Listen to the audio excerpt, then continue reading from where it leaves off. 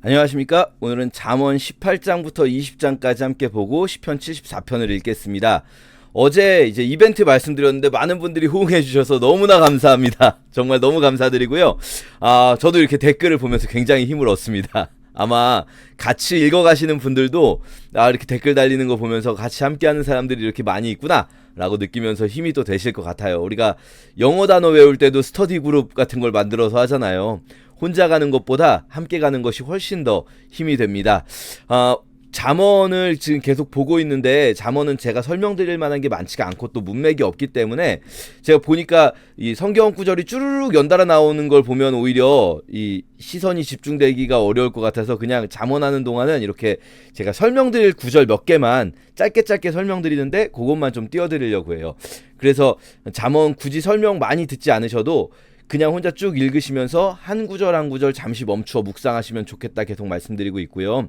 솔로몬의 잠언 부분 읽고 있는데 제가 설명드리는 부분은 조금 내용이 이게 무슨 말이지 싶은 관용적 표현들이 있거나 혹은 이게 좀 오해하기 쉬운 구절들 이런 것들만 좀 찝어서 말씀을 드리고 있습니다. 먼저 이런 표현들 있죠. 남의 말하기를 좋아하는 자의 말은 별식과 같아서 뱃속 깊은 데로 들어간다. 요 말은요. 남의 말, 그러니까 남 험담하는 말들, 뒷담화들은 참 맛있다. 뒷담화들은 참 맛있다. 그렇게 입에 달다. 이 나쁜 건데 입에 단 거예요. 불량식품처럼. 그러니까 이런 말들은 뱃속 깊은 데로 잘 들어가서 이 마음속에 이렇게 남겨져요. 그러니까 뒷말하지 말자, 험담하는 거 주의해라 라는 표현을 이렇게 이 고대의 관용적 표현을 사용해서 말씀하신 겁니다. 자, 그리고 이 말은 우리가 뭐 어렵지는 않아요. 근데 중요한 표현이라서 한번 좀 제가 또 말씀드려 봅니다. 사연을 듣기 전에 대답하는 자는 미련하여 욕을 당한다. 충분히 다 듣지 않고 말하는 것. 우리가 일상에서 이럴 때가 너무 많거든요. 요 비슷한 표현이 이런 말씀도 있습니다. 송사에서는 먼저 온 사람의 말이 바른 것 같지만 그의 상대자가 와서 밝히느니라. 먼저 들으면 우리는 거기에 확 이렇게 끌릴 수가 있어요. 하지만 나중 이야기까지 분명히 들어야 합니다. 이 한 사람의 이야기를 들을 때에도 그 사람의 이야기를 끝까지 경청할 필요가 있겠고 또 두 사람 사이에서 송사를 할 때에도 양쪽의 의견을 충분히 들을 필요가 있겠다. 우리가 이거는 요즘 시대에 특히 또 우리가 많이 생각하게 되는 것 같아요. 왜냐하면 요즘에 이제 여론이라는 게 참 금방 바뀌고 또 댓글 여론 이런 것들을 남들이 하는 말 보면은 이게 대세인가 보다, 이게 옳은가 보다 이럴 때도 있고 이렇게 우리의 마음이 조금만 듣고 깊이 숙고하지 않고 결정되는 일들이 너무 많단 말이죠. 근데 제가 이 말씀을 특별히 가지고 온 이유는 잠언의 지혜가 다 무엇에 근거하고 있습니까? 우리가 요거는 여러 번 말씀드렸죠. 지혜의 근본은 하나님 경외함이에요. 하나님을 경외하는 자는 이렇게 일상에서 살아가야 한다라는 거거든요. 그러면요 우리가 생각할 때는 남의 말을 깊이 듣고 대답하는 것 이거는 삶의 지혜라고 생각하긴 하지만 이게 우리 믿음하고 무슨 상관이 있어? 이게 하나님 섬기는 거하고 무슨 상관이 있어? 라는 생각하실 수 있거든요. 그런데 하나님을 경외하는 자는 이렇게 한다는 거예요. 하나님을 경외하는 자는 겸손해요. 하나님을 경외하는 자는 다른 사람들을 나보다 더 낮게 여겨요. 높게. 그러니까 낫다라는 말 better예요. better. 다른 사람을 나보다 더 낮게 여겨요. 그러니까 내가 먼저 내 생각대로 말하기보다 충분히 다른 사람들의 의견을 경청하고 내가 항상 제일 낮아져서 사람의 말을 듣고 하나님의 말씀을 듣고 그 다음에 내가 할 말을 하는 것이 하나님을 경외하는 사람의 태도라고 할 수가 있겠어요. 솔로몬이 하나님께 구한 것이 바로 듣는 마음이었잖아요. 백성들의 이야기를 듣고 하나님의 말씀을 듣는 것. 이게 우리가 요즘같이 막 진짜 진리가 혼탁해진 시대에 사람들이 각자가 말하는 것이 진리라고 하고 여론은 각각의 막 게시판마다 각각의 유튜브 영상마다 다 댓글이 다 다르게 달려있는데 내가 어떤 걸 보면 나는 그게 사람들 여론인 것 같으니까 조금만 듣고도 막 말하게 되고 점점 양쪽의 의견은 완전히 갈려가는데 나는 어느 한쪽에 내 마음에 드는 쪽 의견만 듣게 되고 이런 시대에 이런 자세가 하나님 경외하는 자는 이런 자세를 가진다는 것을 우리가 기억하는 게 참 필요할 것 같습니다. 자, 그리고요 18장에 또 이런 말씀도 있어요. 많은 친구를 얻는 자는 해를 당하게 되거니와 이러면 친구가 많은 게 나쁘다는 건가요? 라는 생각하면서 친구 많은 건 좋은 거 좋은 거 아닙니까? 라는 생각을 하실 수도 있거든요. 그러니까 항상 친구가 많은 게 무조건 나쁘다는 건 아니에요. 하지만 친구의 숫자에 연연할 필요는 없는 거죠. 너무 많은 친구에 연연하다 보면은 이런 문제점도 있을 수 있다는 거예요. 꼭 왜냐면은 이것만 보시고 친구가 많은 건 무조건 나쁜 거야 이렇게 생각하시면 안 되는 게 다른 맥락도 있습니다.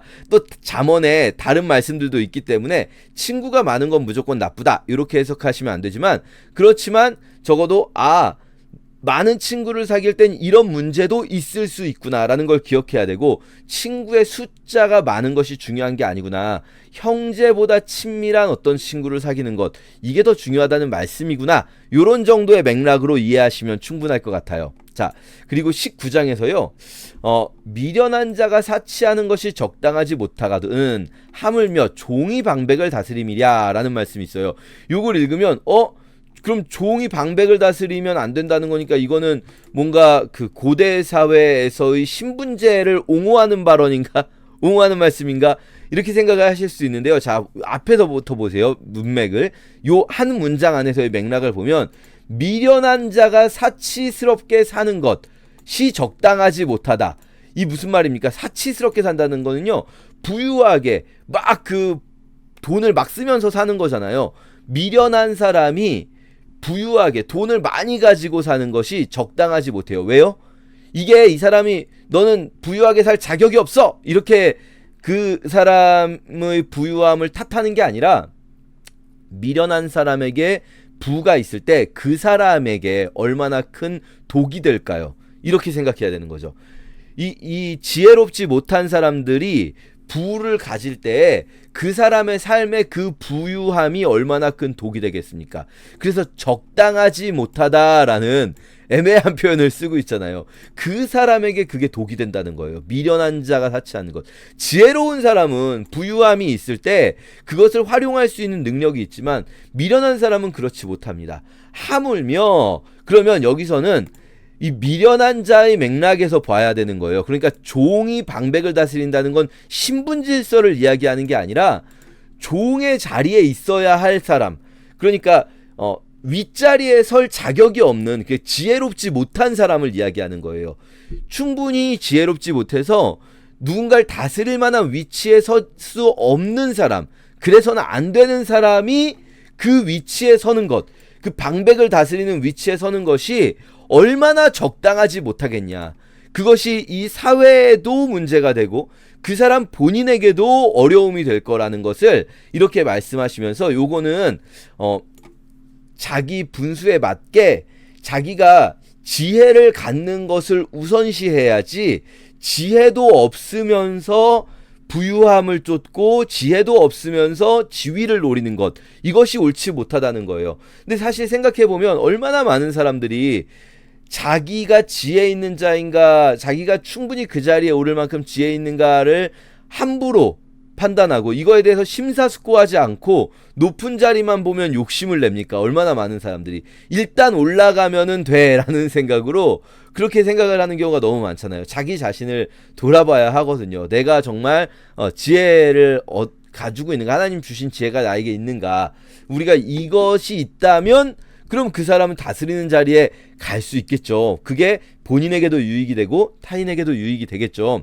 그래서 오늘 이런 말씀들도요, 나에게 스스로 먼저 적용을 해보는, 우리 이런 말씀 들으면 또 막 다른 사람들이 떠올라요. 막 특히 막 요즘 같은 시대에는 정말 많은 다른 사람들이 떠오를 수가 있어요. 지금 현재 우리가 이 본문을 읽어나가고 있는 2025년 6월 24일인데 오늘은 막 지금 막 청문회들이 막 많이 예정되어 있고 막 이런 시기거든요. 그러면 막 남들을 향해서 적용하기가 쉽지만 내가 나를 향해서, 말씀은 항상 나를 향해서 적용해야 되는 겁니다. 자, 그런가 하면 이런 표현도 있어요. 아내는 이어 떨어지는 물방울이니라. 이 무슨 말일까요? 이어 떨어지는 물방울. 이건 이제 고대의 관용구다 보니까 우리가 좀 이해하기가 어려운데, 미련한 아들은 아비의 재앙이다. 진짜 재앙이죠. 내가 미련한 것보다 더 괴로운 게 자녀가 미련할 때 정말 너무나 괴로울지 않겠습니까? 이 재앙인데, 그런데 그 같은 맥락에서 다투는 아내는 이어 떨어지는 물방울은요, 여러분 이제 옛날 집들 보시면 비 새는 거 있잖아요. 비 새는 거. 그럼 물이 계속 떨어지잖아요. 특히 고대의 이스라엘 집은 이제 지붕이 평평하게 그냥 흙으로 쭉 메꿔 놓은 거거든요. 그럼 거기에 비가 계속 떨어지다 보면 어떻게 됩니까? 뚫려서 비가 새죠. 그럼 비가 계속 떨어져요. 뚝뚝뚝뚝뚝뚝뚝뚝 계속 떨어져요. 그러니까 이 다투는 아내는요, 뭔가 지속적으로, 그러니까 막 한 번에 막 모든 걸 망가뜨리진 않을 수 있지만 지속적으로 나를 괴롭히는 뚝뚝뚝뚝뚝뚝뚝 이 소리와 같은 그 괴로움을 준다는 거예요. 그래서 아내가 나쁘다, 아들이 나쁘다는 말이 아니라 이만큼 우리의 마음을 정말로 괴롭게 할 수 있는 것, 우리 마음을 너무나 행복하게 할 수 있는 것도 가족인데, 우리를 너무나 괴롭게 할 수 있는 것도 가족이다.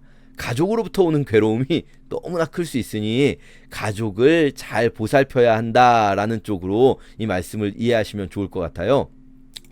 19장에는 또 이런 말씀도 있어요. 이 말씀은 아니 좀 불경건한 것 아닌가라는 생각을 하실 수도 있어서, 어떤 분들은 감히 하나님께 돈을 꿔준다고 이런 생각을 하실 수도 있어서 말씀드리는데, 내용이 어렵진 않아요. 그쵸? 가난한 자에게 불쌍히 여기는 것, 그 사람에게 뭔가를 베푸는 것은요, 내가 예를 들어서 가난한 사람에게 얼마를 이렇게 진짜 불쌍히 여기는 마음으로, 나를 드러내려는 마음, 막 내가 잘났어 하는 마음이 아니라, 또 내 마음 표현하고자 하는 게 아니라 정말 긍휼히 여기는 마음으로 내가 가난한 자를 돕는 것은 하나님께 돈을 꿔주는 거예요. 하나님께 돈을, 하나님이 나한테 돈을 꿔가시는 거예요. 그러면 이 꾸어드린다라는 표현은 하나님이 부족해서 그런 게 아니잖아요. 이 표현은 비유죠. 비유. 어떤 종류의 비유입니까? 반드시 갚는다라는 데에 초점이 있는 비유예요. 아니 하나님이 뭐가 없어서 나한테 꿔가시는 건가? 이런 게 아니라, 비유라는 건 이 모든 부분을 다 맞는 게 아니잖아요. 뭐 저의 얼굴은 마치 거울과 같습니다. 그럼 제 얼굴이 평면이란 얘기는 아니잖아요. 그쵸? 얼굴이 거울과 같다 좀 이상하네요. 당신의 눈은 마치 거울과 같습니다. 뭐 이런 말 할 때 눈이 거울처럼 평면이란 얘기는 아니잖아요. 그쵸? 이 어떤 특징 한 가지를 가지고 와서 설명하는 게 비유거든요. 여기서 꾼다라는 것의 특징은 뭐냐면 반드시 갚는다에 초점이 있는 거예요. 자, 그렇게 읽으시면 좋겠고요. 그리고 19장에 이런 말씀이 있어요. 거만한 자를 때려라. 그리하면 어리석은 자도 지혜를 얻으리라. 명철한 자를 견책하라. 그리하면 그가 지식을 얻으리라. 거만한 자를 막 때리라는 겁니까? 거만한 자 마음대로 때려도 됩니까? 요거 오해하시면 안 되는 게, 요거는 이제 자녀 교육에 있어서 혹은 제자 양육에 있어서 하시는 말씀입니다. 이게 막 아무 때나 거만한 사람 막 때리면 안 되고요. 여기도 보면 상하게 때리는 것이 악을 없이 하나니 매는 사람 속에 깊이 들어가느니라 20장에도 나오고요. 우리가 자녀에게 초달하지 않지 말아라. 그러니까 초달이 게 때리는 거 말하는데, 초달하지 않는 자, 자녀를 사랑하지 않는 거다. 이 자녀를 양육하고 제자를 가르치는 문맥에서 나오는 것이, 이게 그냥 아무 맥락 없이 거만한 자를 보면 막 때려라, 그게 아니고요. 그리고 때리는 것도 때리는데 초점이 있지 않아요. 지혜를 얻게 하는 데에 초점이 있는 거예요. 그러니까 요거는 어떤 표현인가, 교육함에 있어서 조금 냉정한 훈육을 아끼지 말아라. 그리고 이 현대의 교육은 때리는 것, 어떤 이렇게 손바닥 때리는 것도 무조건 다, 폭력은 무조건 다 나쁜 거야 라고 말하는데요. 사실 저는 개인적으로 여기에 그렇게 동의가 되지 않습니다. 이게 지나치게 과도하게 폭력이 사용됐던 게 문제예요. 그러니까 지혜를 얻게 하기 위한 때림, 또는 정말 사랑의 매가 아니라 우리의 이제 스승님들이 너무 막 자기 분에 못 이겨서 자기 스트레스 풀려고 막 때리고 막 이런 일들이 학교에서 종종 있었어요. 그러면 이거를 안 하게 하는, 쉽게 말하면 스승의 자격을 정말 우리가 이제 선생님이 어떤 마음을 품어야 되는가에 대해서, 거기에 대해서 더 고민을 했어야지, 그냥 무조건 이게 잘못이니까 이걸 없애라고 하면 그럼 지금의 교육 현장이 과연 정말 좋은 건가? 그렇게 해서 매를 없앤 교육 현장이 맞는가? 우리 좀 그런 생각도 해볼 수가 있을 것 같아요. 그래서 저는 지금 현실이 이 정반합에서 이 기존에 있었던 문제에 대해서 딱 적당한 지점까지 나아간 게 아니라 어쩔 수 없는 것 같아요. 사회의 변화는 항상 좀 과도하게 이제 갑니다. 너무 많이 때렸으니까 이제 아예 못 때리게 했는데 여기에 또 문제가 발생하잖아요. 그래서 어느 정도 이제 꼭 때린다에 초점이 있는 게 아니라 때로는 이 아이가 정말 무서워할 만한 그 경외심이 들 만한 교육이 필요하다라는 겁니다.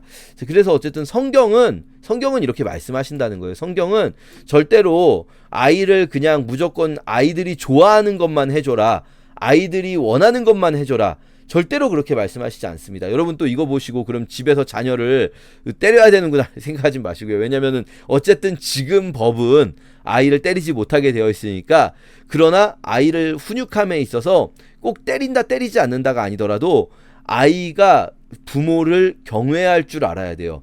부모를 두려워할 줄 알아야 교육이 가능해집니다. 이게 안 그러면요, 애들이 그냥 원하는 것만 좋게 해준다, 교육이 안 돼요. 이거는 어떤 차이가 있냐면요, 기본적인 인간론의 차이예요. 현대의 교육학 혹은 현대의 많은 사람들의 생각 속에는요, 이 기본적인 인간론이 인간은 선하다, 인간은 본질적으로 선하고 내면에 모든 것이 다 있다, 그러니까 그걸 꺼내주기만 하면 된다라는 이 기본적인 전제가 깔려 있어요. 그냥 이걸 꺼내주기만 하면 된다. 그런데요, 성경은 그렇게 말씀하시지 않아요. 성경은 인간은 본질적으로 선한 건 맞아요. 본질적으로 하나님의 형상으로 지음받았어요. 하지만 인간 안에는 악이 있어요. 악이 있어요. 그렇기 때문에 인간은 훈육해야 하는 존재이지 결코 그냥 그가 원하는 대로만 놔두었을 때 선한 쪽으로 가는 존재가 아니에요. 이거는 자녀 양육에만 해당되는 게 아니라 우리들도 마찬가지입니다. 저와 여러분도 그렇습니다. 여러분도 교회에서 그냥 좋아요 잘하고 있어요 박수 쳐주기만 하고 당신은 사랑받기 위해 태어난 사람입니다만 얘기해준다고 해서 여러분이 하나님의 형상을 닮아갈 수 있는 게 아니라는 거예요. 우리가 다 그렇습니다. 그래서 어떤 분들은 우리 시대의 이 가르침을 성경의 가르침으로 착각하는 경우가 있어요. 그래서 인간은 본질적으로 선한 존재고 하나님의 형상이 있으니까 무조건 그냥 다 옳다 해주고 잘하고 있어요 격려해주고 그러기만 하면은 교회가 할 일이 다 되는 거고, 그렇게만 하면 우리가 하나님의 형상이 다 회복될 거다라고 오해하시는데, 성경은 그렇게 말씀하시지 않습니다. 성경은 절대로 그렇게 말씀하시지 않습니다. 그렇기 때문에 우리 교회에서 때로는 조금 나를 책망하는 것 같은, 나를 조금 뭐랄까요, 혼내는 것 같은 메시지를 들을 때라도 너무 또 막 그걸 쫓아가가지고 그거에 막 종교 중독이 되시고 이러면 안 되지만, 그러나 또 우리가 그 메시지를, 하나님의 말씀을 겸손하게 들을 자세가 우리에게는 또 필요하다. 항상 이런 부분들을 좀 기억하시면 좋겠어요. 자, 마지막으로 한 구절 정도 더 보면요, 20장에 이런 말씀이 있습니다. 물건을 사는 자가 좋지 못하다 하다가 돌아간 후에는 자랑하니라. 이게 무슨 말인지 조금 생각해보면 이해되실 거예요. 그렇죠? 좋지 못하다 하는 이유가 뭡니까? 물건을 살 때는 이때는 정찰제가 아니니까요. 이제 시장에서 우리도 예전에 그랬잖아요. 이게 뭐야, 이거 별로네 하면서 물건값 깎으려고 하는 거죠.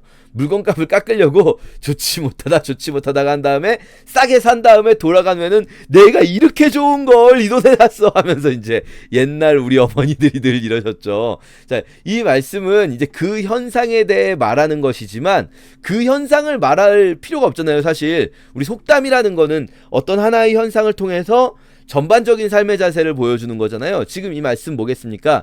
사람이 자기 있는 위치에서 자기 이득에 맞춰서 말하는 것, 우리가 이것들을 알아야 한다는 거예요. 세상이 이렇게, 사람들은 이렇게 말을 하고 있다. 그래서 자기가 있는 위치, 자기 이득에 따라서 이렇게 말하는 것에 휘둘려서는 안 되고, 이 사람들이 지금 저 사람이 왜 저 위치에서 저렇게 말을 하고 있는가를 우리 통찰을 해볼 수 있어야 된다. 그리고 그것에 휘둘리지 않을 수 있는 지혜가 우리 삶에 필요하다라는 것을 말씀하시는 것 같아요. 자, 그렇게 우리 20장까지 함께 읽겠습니다. 제18장. 무리에게서 스스로 갈라지는 자는 자기 소욕을 따르는 자라 온갖 참지혜를 배척하느니라. 미련한 자는 명철을 기뻐하지 아니하고 자기의 의사를 드러내기만 기뻐하느니라. 악한 자가 이를 때에는 멸시도 따라오고 부끄러운 것이 이를 때에는 능욕도 함께 오느니라. 명철한 사람의 입의 말은 깊은 물과 같고 지혜의 샘은 솟구쳐 흐르는 내와 같으니라. 악인을 두둔하는 것과 재판할 때에 의인을 억울하게 하는 것이 선하지 아니하니라. 미련한 자의 입술은 다툼을 일으키고 그의 입은 매를 자청하느니라. 미련한 자의 입은 그의 멸망이 되고 그의 입술은 그의 영혼의 그물이 되느니라. 남의 말하기를 좋아하는 자의 말은 별식과 같아서 뱃속 깊은 데로 내려가느니라. 자기의 일을 게을리하는 자는 패가 하는 자의 형제니라. 여호와의 이름은 견고한 망대라. 의인은 그리로 달려가서 안전함을 얻느니라. 부자의 재물은 그의 견고한 성이라. 그가 높은 성벽같이 여기느니라. 사람의 마음의 교만은 멸망의 선봉이요 겸손은 존귀의 길잡이니라. 사연을 듣기 전에 대답하는 자는 미련하여 욕을 당하느니라. 사람의 심령은 그의 병을 능히 이기려니와 심령이 상하면 그것을 누가 일으키겠느냐. 명철한 자의 마음은 지식을 얻고 지혜로운 자의 귀는 지식을 구하느니라. 사람의 선물은 그의 길을 넓게 하며 또 존귀한 자 앞으로 그를 인도하느니라. 송사에서는 먼저 온 사람의 말이 바른 것 같으나 그의 상대자가 와서 밝히느니라. 제비 뽑는 것은 다툼을 그치게 하여 강한 자 사이에 해결하게 하느니라. 노엽게 한 형제와 화목하기가 견고한 성을 취하기보다 어려운즉 이러한 다툼은 산성 문빗장 같으니라. 사람은 입에서 나오는 열매로 말미암아 배부르게 되나니 곧 그의 입술에서 나는 것으로 말미암아 만족하게 되느니라. 죽고 사는 것이 혀의 힘에 달렸나니 혀를 쓰기 좋아하는 자는 혀의 열매를 먹으리라. 아내를 얻는 자는 복을 얻고 여호와께 은총을 받는 자니라. 가난한 자는 간절한 말로 구하여도 부자는 엄한 말로 대답하느니라. 많은 친구를 얻는 자는 해를 당하게 되거니와 어떤 친구는 형제보다 친밀하니라. 제19장 가난하여도 성실하게 행하는 자는 입술이 패역하고 미련한 자보다 나으니라.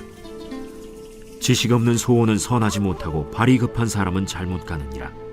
사람이 미련함으로 자기 길을 굽게 하고 마음으로 여호와를 원망하느니라. 재물은 많은 친구를 더하게 하나 가난한즉 친구가 끊어지느니라. 거짓 증인은 벌을 면하지 못할 것이요 거짓말을 하는 자도 피하지 못하리라. 너그러운 사람에게는 은혜를 구하는 자가 많고 선물 주기를 좋아하는 자에게는 사람마다 친구가 되느니라. 가난한 자는 그의 형제들에게도 미움을 받거든 하물며 친구야 그를 멀리하지 아니하겠느냐. 따라가며 말하려 할지라도 그들이 없어졌으리라. 지혜를 얻는 자는 자기 영혼을 사랑하고 명철을 지키는 자는 복을 얻느니라. 거짓 증인은 벌을 면하지 못할 것이요 거짓말을 뱉는 자는 망할 것이니라. 미련한 자가 사치하는 것이 적당하지 못하거든 하물며 종이 방백을 다스림이랴. 노하기를 더디하는 것이 사람의 술기요 허물을 용서하는 것이 자기의 영광이니라. 왕의 노함은 사자의 부르짖음 같고 그의 은택은 풀 위에 이슬 같으니라. 미련한 아들은 그의 아비의 재앙이요 다투는 아내는 이어 떨어지는 물방울이니라. 집과 재물은 조상에게서 상속하거니와 슬기로운 아내는 여호와께로서 말미암느니라. 게으름이 사람으로 깊이 잠들게 하나니 태만한 사람은 줄일 것이니라. 계명을 지키는 자는 자기의 영혼을 지키거니와 자기의 행실을 삼가지 아니하는 자는 죽으리라. 가난한 자를 불쌍히 여기는 것은 여호와께 구워드리는 것이니 그의 선행을 그에게 갚아주시리라. 내가 내 아들에게 희망이 있은즉 그를 징계하되 죽일 마음은 두지 말지니라. 노하기를 맹렬히 하는 자는 벌을 받을 것이라. 내가 그를 건져주면 다시 그런 일이 생기리라. 너는 권고를 들으며 훈계를 받으라. 그리하면 네가 필경은 지혜롭게 되리라. 사람의 마음에는 많은 계획이 있어도 오직 여호와의 뜻만이 완전히 서리라. 사람은 자기의 인자함으로 남에게 사모함을 받느니라. 가난한 자는 거짓말하는 자보다 나으니라. 여호와를 경외하는 것은 사람으로 생명에 이르게 하는 것이라. 경외하는 자는 족하게 지내고 재앙을 당하지 아니하느니라. 게으른 자는 자기의 손을 그릇에 넣고서도 입으로 올리기를 괴로워하느니라. 거만한 자를 때리라. 그리하면 어리석은 자도 지혜를 얻으리라. 명철한 자를 견책하라. 그리하면 그가 지식을 얻으리라. 아비를 구박하고 어미를 쫓아내는 자는 부끄러움을 끼치며 능욕을 부르는 자식이니라. 내 아들아, 지식의 말씀에서 떠나게 하는 교훈을 듣지 말지니라. 망령된 증인은 정의를 업신여기고 악인의 입은 죄악을 삼키느니라. 심판은 거만한 자를 위하여 예비된 것이요 채찍은 어리석은 자의 등을 위하여 예비된 것이니라. 제20장 포도주는 거만하게 하는 것이요 독주는 떠들게 하는 것이라. 이에 미혹되는 자마다 지혜가 없느니라. 왕의 진노는 사자의 부르짖음 같으니 그를 노하게 하는 것은 자기의 생명을 해하는 것이니라. 다툼을 멀리하는 것이 사람에게 영광이거늘 미련한 자마다 다툼을 일으키느니라. 게으른 자는 가을에 밭 갈지 아니하나니 그러므로 거둘 때에는 구걸할지라도 얻지 못하리라. 사람의 마음에 있는 모략은 깊은 물 같으니라. 그럴지라도 명철한 사람은 그것을 길어내느니라. 많은 사람이 각기 자기의 인자함을 자랑하나니 충성된 자를 누가 만날 수 있으랴. 온전하게 행하는 자가 의인이라. 그의 후손에게 복이 있느니라. 심판 자리에 앉은 왕은 그의 눈으로 모든 악을 흩어지게 하느니라. 내가 내 마음을 정하게 하였다. 내 죄를 깨끗하게 하였다 할 자가 누구냐? 한결같지 않은 저울추와 한결같지 않은 되는 다 여호와께서 미워하시느니라. 비록 아이라도 자기의 동작으로 자기 품행이 청결한 여부와 정직한 여부를 나타내느니라. 듣는 귀와 보는 눈은 다 여호와께서 지으신 것이니라. 너는 잠자기를 좋아하지 말라. 내가 빈궁하게 될까 두려우니라. 내 눈을 뜨라. 그리하면 양식이 족하리라. 물건을 사는 자가 좋지 못하다 하다가 돌아간 후에는 자랑하느니라. 세상에 금도 있고 진주도 많거니와 지혜로운 입술이 더욱 귀한 보배니라. 타인을 위하여 보증선자의 옷을 취하라. 외인들을 위하여 보증선자는 그의 몸을 볼모 잡을지니라. 속이고 취한 음식물은 사람에게 맛이 좋은 듯하나 후에는 그의 입에 모래가 가득하게 되리라. 경영은 의논함으로 성취하나니 지략을 베풀고 전쟁할지니라. 두루 다니며 한담하는 자는 남의 비밀을 누설하나니 입술을 벌린 자를 사귀지 말지니라. 자기의 아비나 어미를 저주하는 자는 그의 등불이 흑암 중에 꺼짐을 당하리라. 처음에 속히 잡은 산업은 마침내 복이 되지 아니하느니라. 너는 악을 갚겠다 말하지 말고 여호와를 기다리라. 그가 너를 구원하시리라. 한결같지 않은 저울추는 여호와께서 미워하시는 것이요 속이는 저울은 좋지 못한 것이니라. 사람의 걸음은 여호와로 말미암나니 사람이 어찌 자기의 길을 알 수 있으랴. 함부로 이 물건은 거룩하다 하여 서원하고 그 후에 살피면 그것이 그 사람에게 덫이 되느니라. 지혜로운 왕은 악인들을 기질하며 타작하는 바퀴를 그들 위에 굴리느니라. 사람의 영혼은 여호와의 등불이라. 사람의 깊은 속을 살피느니라. 왕은 인자와 진리로 스스로 보호하고 그의 왕위도 인자함으로 말미암아 견고하니라. 젊은 자의 영화는 그의 힘이요 늙은 자의 아름다움은 백발이니라. 상하게 때리는 것이 악을 없이 하나니 매는 사람 속에 깊이 들어가느니라. 제74편 아삽의 마사길. 하나님이여, 주께서 어찌하여 우리를 영원히 버리시나이까? 어찌하여 주께서 기르시는 양을 향하여 진노의 연기를 뿜으시나이까? 옛적부터 얻으시고 속량하사 주의 기업의 지파로 삼으신 주의 회중을 기억하시며 주께서 계시던 시온산도 생각하소서. 영구히 파멸된 곳을 향하여 주의 발을 옮겨 놓으소서. 원수가 성소에서 모든 악을 행하였나이다. 주의 대적이 주의 회중 가운데서 떠들며 자기들의 깃발을 세워 표적으로 삼았으니 그들은 마치 도끼를 들어 삼림을 베는 사람 같으니이다. 이제 그들이 도끼와 철퇴로 성소의 모든 조각품을 쳐서 부수고 주의 성소를 불사르며 주의 이름이 계신 곳을 더럽혀 땅에 엎었나이다. 그들이 마음속으로 이르기를 우리가 그들을 진멸하자 하고 이 땅에 있는 하나님의 모든 회당을 불살랐나이다. 우리의 표적은 보이지 아니하며 선지자도 더 이상 없으며 이런 일이 얼마나 오랬는지 우리 중에 아는 자도 없나이다. 하나님이여, 대적이 언제까지 비방하겠으며 원수가 주의 이름을 영원히 능욕하리이까? 주께서 어찌하여 주의 손 곧 주의 오른손을 거두시나이까? 주의 품에서 손을 빼내시어 그들을 멸하소서. 하나님은 예로부터 나의 왕이시라. 사람에게 구원을 베푸셨나이다.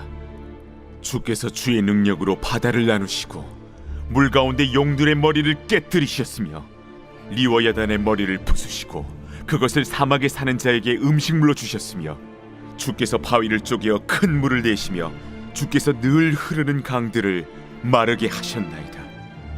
낮도 주의 것이요 밤도 주의 것이라. 주께서 빛과 해를 마련하셨으며 주께서 땅의 경계를 정하시며 주께서 여름과 겨울을 만드셨나이다. 여호와여, 이것을 기억하소서. 원수가 주를 비방하며 우매한 백성이 주의 이름을 능욕하였나이다. 주의 맷비둘기의 생명을 들짐승에게 주지 마시며 주의 가난한 자의 목숨을 영원히 잊지 마소서. 그 언약을 눈여겨보소서. 무릇 땅의 어두운 곳에 포악한 자의 처소가 가득하나이다. 학대받은 자가 부끄러이 돌아가게 하지 마시고 가난한 자와 궁핍한 자가 주의 이름을 찬송하게 하소서. 하나님이여, 일어나 주의 원통함을 푸시고 우매한 자가 종일 주를 비방하는 것을 기억하소서. 주의 대적들의 소리를 잊지 마소서. 일어나 주께 항거하는 자의 떠드는 소리가 항상 주께 상달되나이다.